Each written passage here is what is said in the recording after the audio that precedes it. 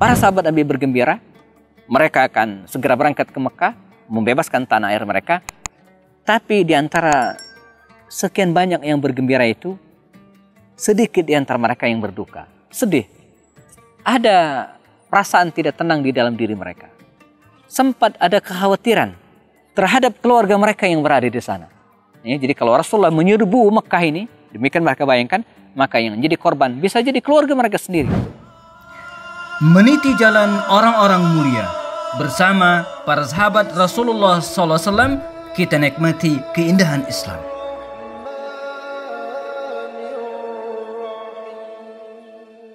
Assalamualaikum warahmatullahi wabarakatuh. Alhamdulillah, assalatu wassalamu ala rasulillah wa ala alihi wa sahbihi wa mawala ba'du. Baik, teman-teman sekalian, kita kembali akan berkenalan dengan salah seorang sahabat mulia Rasulullah dalam program Orang-Orang Mulia di sekitar Rasulullah SAW. Mereka adalah orang yang hidup bersama Rasulullah, laqiya Rasulullah, ketemu Rasulullah. Aslama, menikmati keindahan dan kenikmatan Islam. Wa tufiya alal muslim, dan wafat dalam keadaan muslim. Di antara lebih dari 100.000 para sahabat Nabi itu ada nama Hatib bin Abi Balta'ah. Ya. Hatib bin Abi Balta'ah ini ada mengatakan dia berasal dari Yaman. Ya. Bersahabat baik dengan Az-Zubair ibn Awam radhiyallahu anhu, seorang sahabat terkemuka Rasulullah SAW. Sering ke Makkah Al-Mukarramah dan kemudian menetap di kota tersebut. Dan ketika Rasulullah SAW menyebarkan Islam, dakwah, maka Hatib bin Abi Balta'ah ini termasuk orang-orang yang masuk Islam pada awal-awal dakwah di masa muda.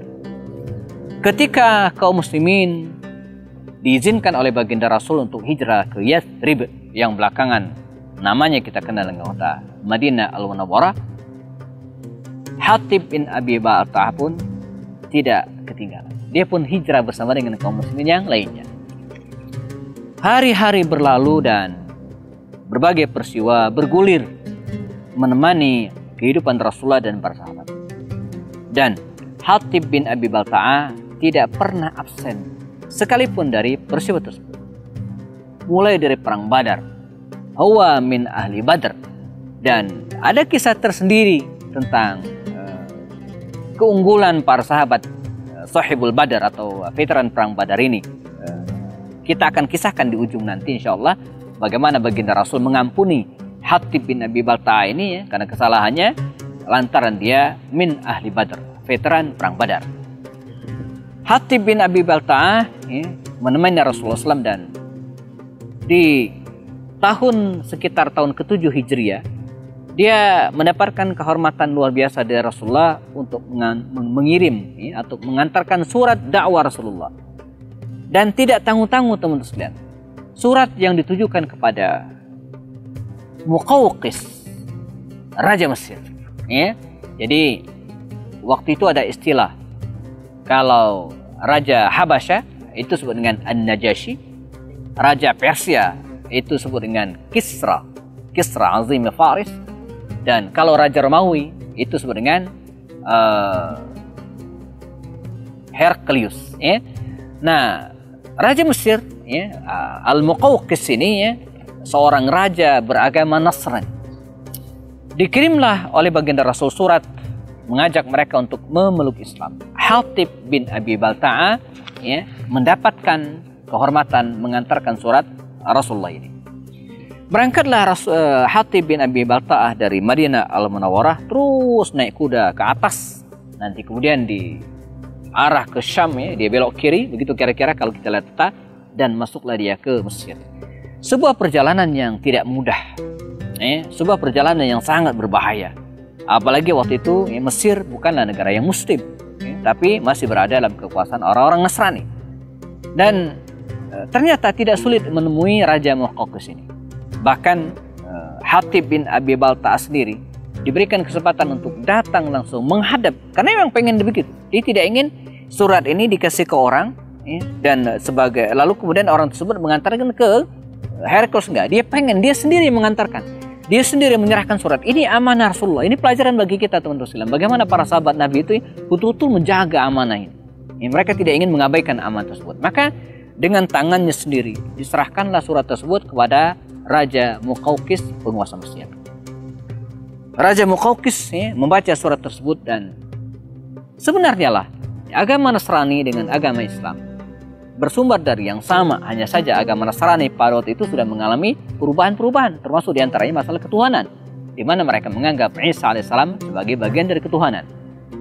Sisi yang lain banyak kesamaan, sebagaimana juga Raja Habasyah yang juga menghormati ajaran Rasulullah SAW dan mengatakan bahwa tidak ada perbedaan kecuali sedikit.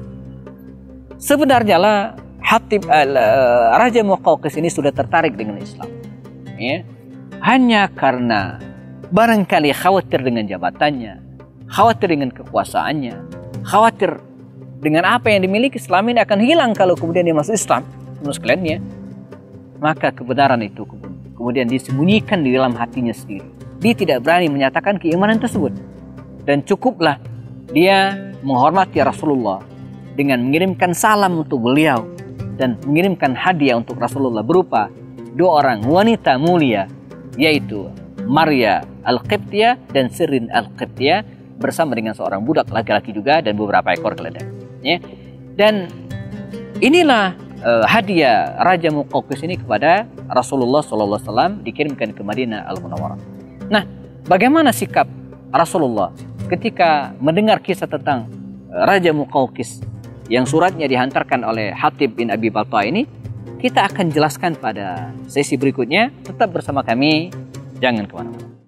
Konsumsi British Propolis, sehat insya Allah. Yuk bergabung di komunitas pengusaha perindu Rasulullah. Silakan klik link di deskripsi. Meniti jalan orang-orang mulia bersama para sahabat Rasulullah SAW, kita nikmati keindahan Islam. Hatib bin Abi Balta'ah. Kita sedang berkisah tentang sahabat Nabi, seorang utusan Rasulullah kepada Raja Muqawqis. Kita pada kisahkan pada sesi sebelumnya bagaimana Hatib bin Abi Balta'ah ini pulang membawa hadiah dari Raja Muqawqis yang sebenarnya sudah mengetahui tentang kebenaran Islam namun tidak masuk Islam. Maria Al-Qibtiyah akhirnya diambil oleh baginda Rasulullah SAW, dan Sirin diberikan kepada Hasan bin Thabit radhiyallahu anhu. Bahkan Rasulullah kemudian memuliakan Maria Al-Qibtiyah ini yang tadinya seorang budak, seorang kiriman, oleh Rasulullah dimerdekakan. Bahkan bukan hanya dimerdekakan, tapi juga dinikahi oleh Rasulullah, dijadikan sebagai istri. Bahkan dari Maria Al-Qibtiyah ini lahirlah putra Rasulullah yang bernama Ibrahim. Yang sayang, Ibrahim putra terkasih Rasul ini meninggal pada usia belum 2 tahun. Persis ketika terjadi gerhana matahari pada waktu itu. Dan bagaimana dengan Hatib bin Abi Balta'ah? Dia terus mendekati Rasulullah SAW dan tidak pernah absen dari perjuangan bersama Nabi SAW, sampai pada akhirnya mereka tiba pada Yaumu Fathi Makkah, pada peristiwa pembebasan kota Mekah. Dan Nabi pengen Mekah ini tunduk, takluk di bawah kekuasaan kaum muslimin tanpa peperangan. Nabi pengen membebaskan kota Makkah tanpa darah. Untuk itu beliau berangkat dari Madinah Al-Munawwarah menuju ke Makkah Al-Mukarramah bersama dengan 10.000 tentara secara diam-diam. Nabi merahasiakan keberangkatan mereka tersebut, bukan hanya kepada musuh tentu saja, tapi kepada kaum muslimin sendiri. Ini kita belajar tentang sebuah ketaatan. Bayangin, para sahabat 10.000 orang diajak oleh Rasulullah untuk berangkat, dan mereka tidak tahu mau kemana. Sebab kalau Rasulullah menyampaikan sejak awal, khawatir ini bocor ke musuh, lalu kemudian musuh menyiapkan diri dan terjadilah peperangan. Nabi tidak ingin perang. Rasulullah cuman pengen membebaskan kota Mekah itu teman-teman sekalian tanpa pertumpahan darah sama sekali. Maka berangkatlah pasukan Rasulullah bersama dengan 10.000 tentara menuju ke Makkah Mukarramah, dan tibalah di suatu tempat. Nabi pun mengabarkan kepada mereka bahwa kita akan ke Mekah. Ada rasa senang yang luar biasa yang bergemuruh di dalam dada kaum muslimin. Bagaimana tidak? Mekah yang selama ini menjadi tanah air mereka, kelahiran sebagian para sahabat Nabi, golongan muhajirin tentu saja. Kota suci di situ ada Ka'bah. Dan ini target Rasulullah, Makkah harus ditaklukkan, harus ditundukkan, harus dibebaskan. Supaya apa? Supaya mereka bisa menyempurnakan Islam. Sebab di antara rukun Islam itu adalah haji dan umrah atau haji. Bagaimana mungkin bisa melaksanakan ibadah haji kalau Mekah sudah atau masih dikuasai oleh orang-orang kafir Quraisy? Makanya Nabi harus punya target untuk membebaskan kota Mekah ini. Nah, para sahabat Nabi bergembira, mereka akan segera berangkat ke Mekah, membebaskan tanah air mereka. Tapi di antara sekian banyak yang bergembira itu, sedikit di antara mereka yang berduka, sedih. Ada perasaan tidak tenang di dalam diri mereka. Sempat ada kekhawatiran terhadap keluarga mereka yang berada di sana. Ya, jadi kalau Rasulullah menyerbu Mekah ini, demikian mereka bayangkan, maka yang jadi korban bisa jadi keluarga mereka sendiri. Ada kekhawatiran cinta kepada keluarga. Ya, di antara mereka yang khawatir adalah Hatib bin Abi Balta'ah. Secara diam-diam, dan ini salah.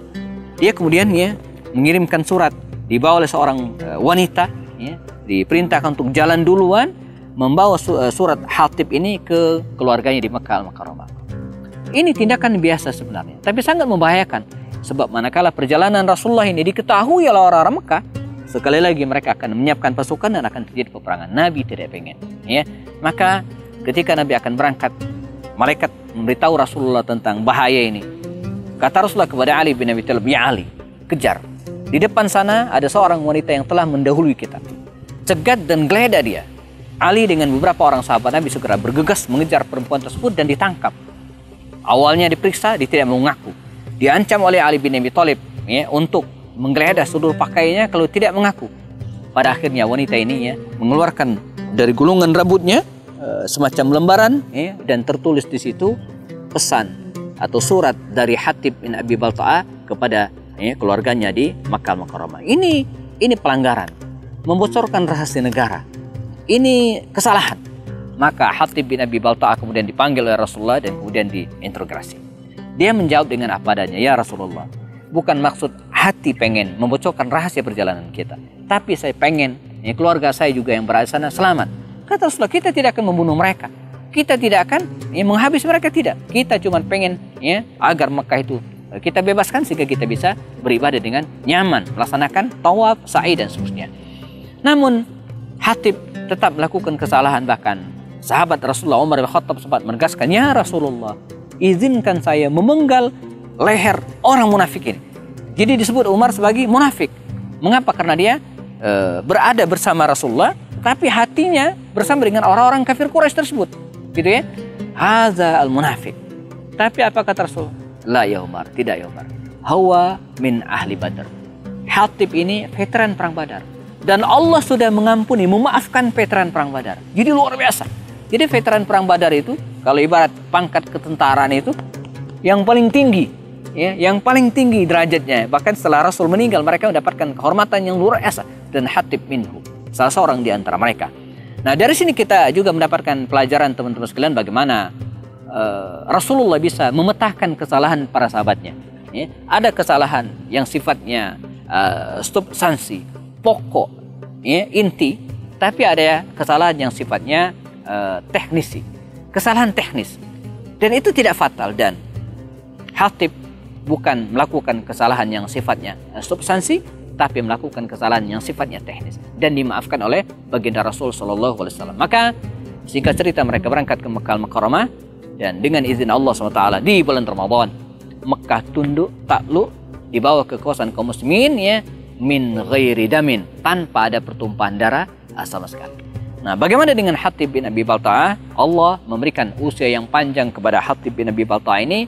Dia sempat membersamai Abu Bakar Siddiq, membersamai Umar bin Khattab radhiyallahu anhu, sampai kemudian dia meninggal dunia di masa pemerintahan Sayyidina Utsman bin Affan radhiyallahu anhu. Semoga kita diberikan generasi-generasi yang kuat, generasi-generasi yang tangguh, tapi juga generasi-generasi yang gentleman, yang mau mengakui kesalahannya ketika dia betul-betul melakukan kekeliruan. Dan lebih dari itu kita berharap juga semoga Allah SWT menjadikan kita satu ruangan, satu tempat bersama dengan orang-orang mulia di sekitar Rasulullah ini di surga nanti. Amin ya rabbal alamin. Demikian, semoga bermanfaat. Kita ketemu lagi pada sesi berikutnya. Tetap bersama saya, Happy Andi Bastoni. Assalamualaikum warahmatullahi wabarakatuh.